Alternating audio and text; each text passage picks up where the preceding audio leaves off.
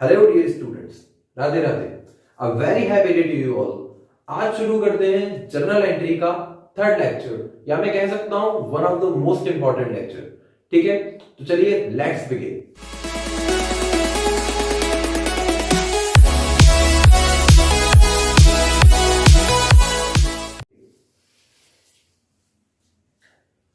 Journal entry, यहां तक का कंसेप्ट तो हमने समझा हुआ था कि एंट्री पास कैसे होती है, क्या फॉर्मेटिंग होता है, क्या डेबिट होता है, क्या क्रेडिट होता है। अब आगे की चीज को अगर समझना है तो कुछ बेसिक बेसिक सी चीजें जानना जरूरी है। तो देखिए, सबसे पहली चीज मैं बताना चाहूंगा bank transactions.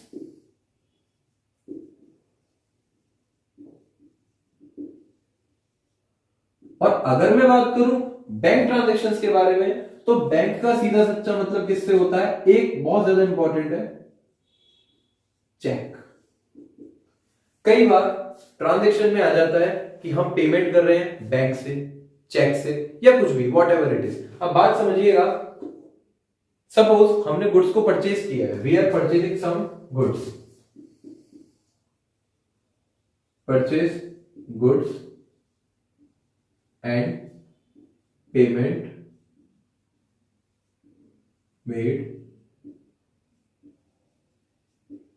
Made by cheque और bank.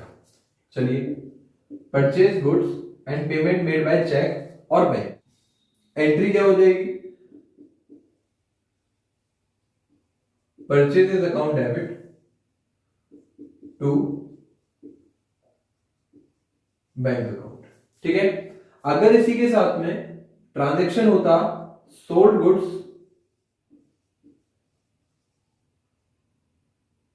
And payment received bye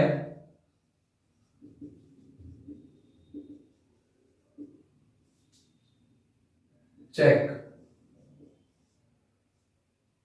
ठीक है, क्या ट्रांजैक्शन करते? ध्यान दीजिएगा, बहुत ज्यादा जरूरी बात है, यहां पर पेमेंट रिसीव्ड बाय चेक आ रहा है, इसके ऊपर अभी चर्चा करने वाले हैं हम लोग। अभी केवल जानने के लिए ये समझ लीजिए कि bank account debit to sales account. मतलब ये कि कैश की जगह पे हम किसको कंसीडर कर लेते हैं? बैंक को। यहां तक की तो हमारी एक बात क्लियर हो गई, लेकिन अब इसके आगे जानने वाली जरूरी बात क्या है बेटा जी? कई बार एग्जामिनेशन में आ जाता है कि business started with cash and bank both. तो देखिए, सपोज बिजनेस स्टार्टेड विद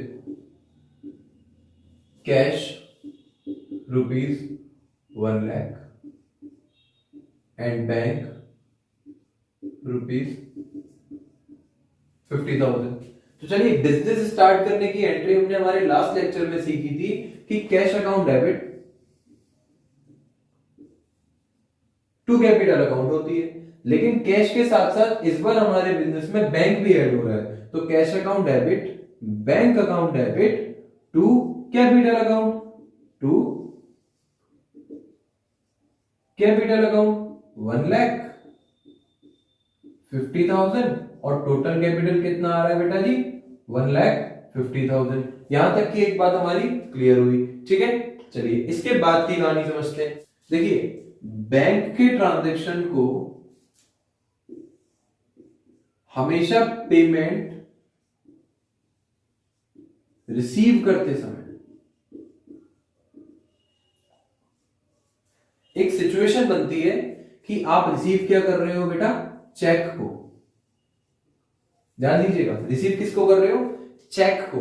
अब उस केस में दो चीजें, पहली कि चेक हमने रिसीव करने के बाद बैंक में डाला है या नहीं डाला है। अगर चेक बैंक में डाला है तो उसको क्या बोलेंगे? बैंक। और अगर हमने चेक बैंक में नहीं डाला है तो बैंक नहीं बोला जाएगा। या तो कुछ नहीं कह रहा तो क्या मानोगे कि बैंक में भी चेक डाला ही नहीं है। Because if in any type of given situation अगर चेक को बैंक में डाला होगा तो वो इंफॉर्मेशन देगा, और इंफॉर्मेशन नहीं है तो चेक को बैंक में नहीं डाला गया। ठीक है, नॉट बैंक। ठीक है, चलिए, अगर बैंक में डाला है तो हमारे पास पैसा बैंक में आया है। सपोज अगर मैं इसी केस में एक एंट्री क्रिएट करता हूं आपके लिए, सोल्ड गुड्स रुपीज 40,000, ठीक है। Sold goods rupees 40,000।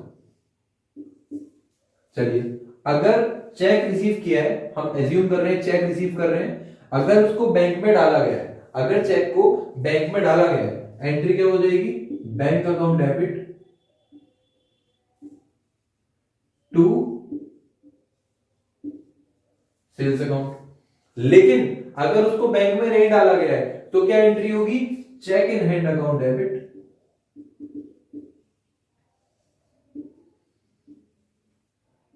To sales account, ठीक है। ये कुछ थे बैंक के इंपॉर्टेंट ट्रांजेक्शन। अब समझते हैं दूसरी इंपॉर्टेंट बात,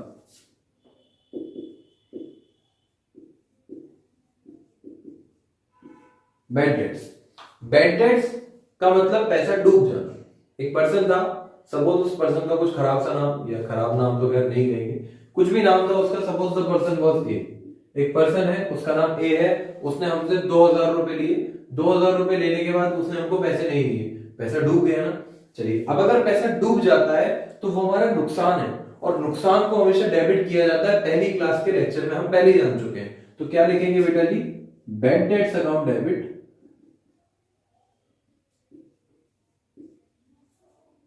टू ए।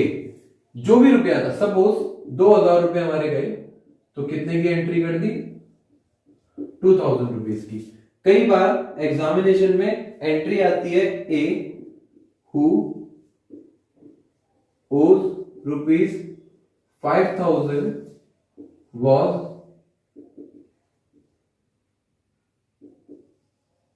insolvent, only 60 पैसा in a rupee was received। एक पर्सन था, ए था, जिसके पास में 5,000 रुपए थे, इंसॉल्वेंट हो गया, मतलब डूब गया। अब उससे कितने रुपए रिसीव हुए, 60 पैसा। तो बच्चों ध्यान दीजिएगा, कभी भी अगर हमको क्वेश्चन में 60 पैसा या 40 पैसा जैसी चीज देखने को मिल जाती है, हमको हमेशा उसको 60% या 40% समझना है। एंट्री क्या करोगे, पैसा तो हमारा डूब गया, जो डूब गया वो अलग, और कुछ ना कुछ पैसा उससे मिला भी है। किससे मिला है भैया, ए से मिला है, ठीक है। लिखोगे कैसे, एज अकाउंट या फिर A. Bad debts account debit, bank account debit to A. Situation क्या है, उस पर रुपए कितने थे बेटा जी हमारे, 5,000 रुपए।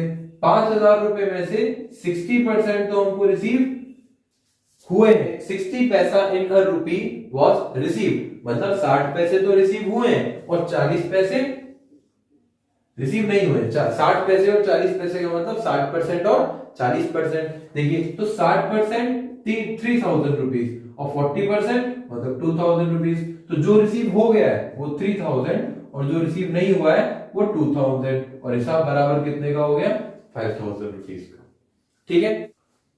मान लीजिए एक पर्सन था, पैसा डूब गया, हमारा पैसा लेकर भाग गया, फरार हो गया, विजय माल्या की तरह चला गया। अब एक दिन अचानक से रात को उसके सपने में भगवान जी आते हैं और वो बोलते हैं कि जिस भी व्यक्ति का पैसा आपने लिया है उसका पैसा वापस कर दो, अनर्थ हो जाएगा। अब अगर उसे इस बात का डर लग जाता है, तो डर लगने के बाद भागा भागा हमारे पास में आएगा और हमसे कहेगा पैसा ले लीजिए। क्यों, भगवान जी आए थे रात को सपने में, कहकर गए कि आपका पैसा वापस दे दो, नहीं तो अनर्थ हो जाएगा।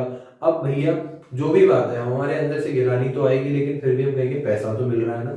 चलिए, तो मिलते हुए पैसे को, जो डूबा हुआ पैसा था वो हमको मिल रहा है, तो सबसे पहली बात तो हमारे पास पैसा आ रहा है, कैश आ रहा है या बैंक जो भी आ रहा है, कैश अकाउंट डेबिट। आ कहां से रहा है, to bad debts recovered account, ठीक है। सपोज अगर उस पर्सन पे हमारे 2,000 रुपए थे, तो 2,000 रुपए और 2,000, ठीक है। ये थी एक बहुत ज्यादा इंपॉर्टेंट एंट्री, बैड डेट्स और बैड डेट्स रिकवर्ड की। अब इसके बाद समझते हैं आगे की कुछ एंट्रीज। देखिए, goods given as charity. Charity का मतलब होता है दान दक्षिणा में दे देना। आपने गुड्स दिए हैं, तो देखिए एंट्री क्या होगी, charity account debit to purchases account. Suppose goods given as charity ₹50,000, आपने 50,000 रुपए के गुड्स को चैरिटी में दे दिया। अब 50,000 डेबिट में लिख देंगे, 50,000 क्रेडिट में लिख देंगे। अब सर क्वेश्चन ये आता है कि 50,000 रुपीज जो क्रेडिट में जा रहे हैं, जो चैरिटी में जा रहे हैं, सॉरी, उसके बदले में परचेजेस अकाउंट क्यों लिखा जा रहा है? क्योंकि हमेशा गुड्स देते समय तो हमने सेल्स अकाउंट लिखा है, परचेजेस क्यों लिखा जा रहा है? तो जानने वाली बात क्या है कि जब भी हम गुड्स को चैरिटी पर देते हैं तो हमारे लिए उतने के ही गुड्स जा रहे हैं जितने के हमने वो खरीदे थे, और खरीदते समय हमने उनको कॉस्ट पे वैल्यू किया था, और कॉस्ट पे वैल्यू करते समय हमने उनको परचेजेस अकाउंट लिखा था। तो यहां पर हमारी परचेजेस ही कम हो रही है। सेल्स जब हम लिखते हैं सेल्स में प्रॉफिट इंक्लूडेड होता है, लेकिन यहां पर प्रॉफिट इंक्लूडेड नहीं है। तो ये समझने वाली बात है कि क्या लिखा जाएगा, टू परचेजेस अकाउंट। एक ट्रांजेक्शन आता है कि goods given as free sample. अच्छा, सैंपल के तरीके से अगर आप दे रहे हैं तो देखिए सैंपल हमेशा ऐड करने के लिए दिया जाता है। ऐड बोले तो एडवर्टाइजमेंट करने के लिए। तो क्या एंट्री हो जाएगी, एडवर्टाइजमेंट अकाउंट डेबिट,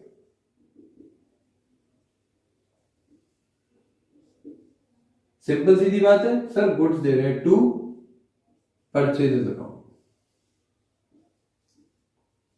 ठीक है। जो भी अमाउंट रहा होगा, suppose 20,000 was there, then what we will write 20,000 only. Okay बेटा जी, डेबिट एंड क्रेडिट। ड्राइंग्स में कला की बात नहीं कर रहा। ड्राइंग मतलब अपने बिजनेस से पैसा या गुड्स को विड्रॉ कर लेना, ठीक है। एंट्री आती है कई बार विड्रू गुड्स और cash whatever it is from the business, goods withdrew और cash withdrew from the business. देखिए एंट्री क्या होगी, गुड्स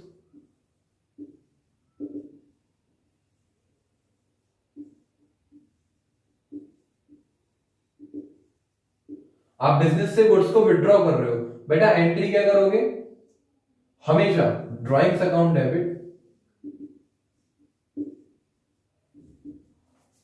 टू गुड्स जा रहे हैं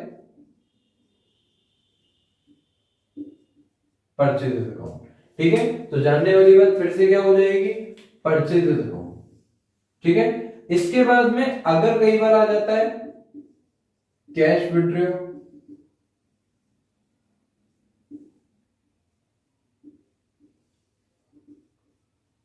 फ्रॉम बिजनेस, ठीक है, एंट्री क्या हो जाएगी, वही drawings account debit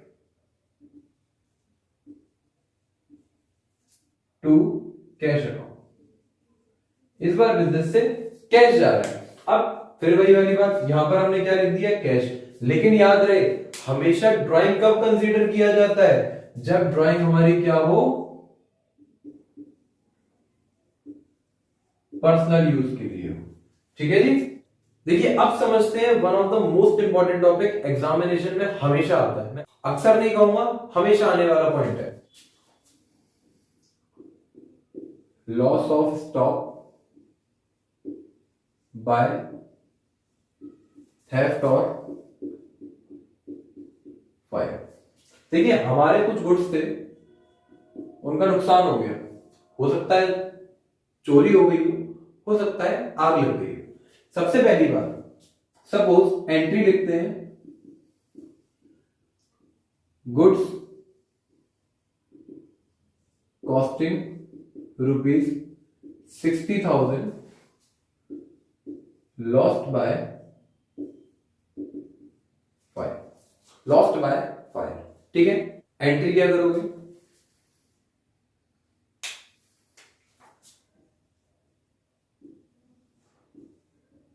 loss by fire account debit to purchases account. देखिए लॉस बाय फायर भी हो सकता है, लॉस बाय थेफ्ट भी हो सकता है। अगर आग लगी है तो फायर हो जाएगा, अगर चोरी हुई है तो लॉस बाय थेफ्ट हो जाएगा। Loss by fire account debit to purchases account 60,000। इसके बाद में केस आता है क्या कि इंश्योरेंस कंपनी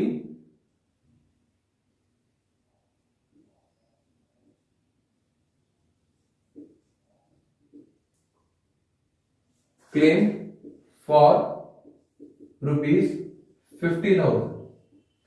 इंश्योरेंस कंपनी ने क्लेम कितना किया है? केवल 50,000 का। तो बात समझिए कि लॉस हमको कितने का हुआ था? 60,000 का। वो क्रेडिट में चला जाएगा। कैसे? कि insurance company account debit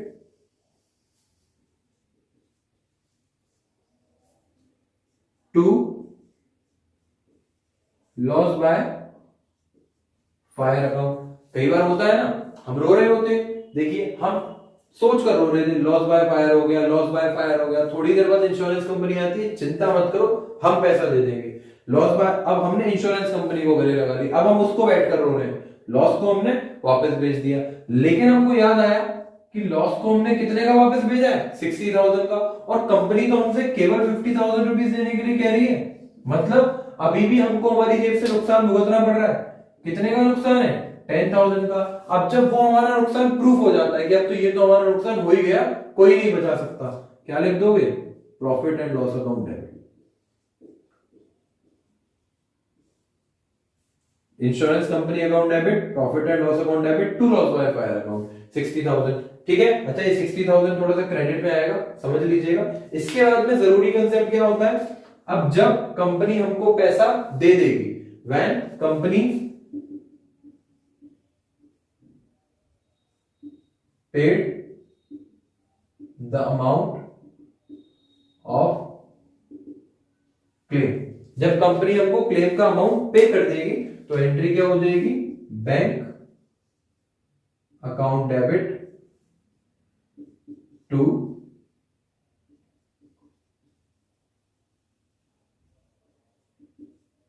insurance company account.